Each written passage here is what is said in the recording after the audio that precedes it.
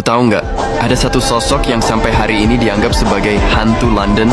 Dia adalah villain paling terkenal dalam sejarah yang identitasnya nggak pernah terungkap selama lebih dari 130 tahun.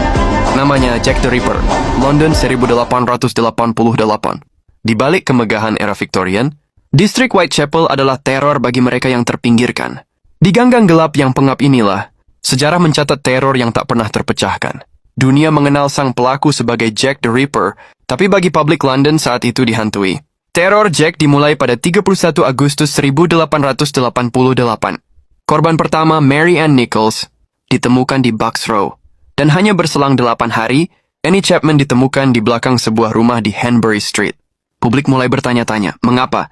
Karena pola Jack yang ditinggalkan sangat presisi, seolah dilakukan oleh seseorang yang ahli anatomi atau dokter bedah. Di tengah kebingungan ini, muncul fenomena yang memalukan bagi penegak hukum. Polisi mulai menerima surat-surat yang mengaku sebagai pelaku. Salah satu yang paling ikonik adalah surat bertajuk Dear Boss. Disinilah nama Jack the Ripper pertama kali lahir. Polisi awalnya menganggap ini hanya parodi atau lelucon media, namun publik melihatnya sebagai kritik telak. Polisi dianggap sedang dipermainkan oleh Jack yang sengaja mengulur waktu.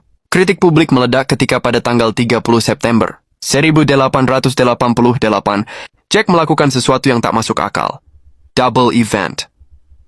Dalam satu malam, 2 korban melayang di tempat berbeda. Pertama Elizabeth Stride di Berners Street, dan hanya berjarak 45 menit, Catherine Eddowes ditemukan di Mitre Square.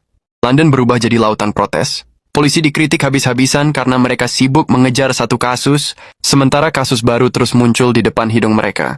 Muncul karikatur di koran-koran yang menggambarkan polisi sebagai orang buta yang sedang mencari hantu.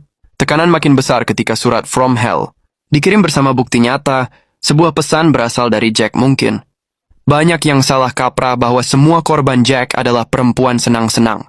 Faktanya dari 5 korban utama, hanya 2 orang yang terbukti bekerja di jalanan, sementara yang lain adalah wanita biasa yang hanya mencoba bertahan, hidup di tengah kerasnya ekonomi. Tragedi ini mencapai puncaknya pada 9 November 1888. Korban terakhir, Mary Jane Kelly, adalah yang paling menyedihkan.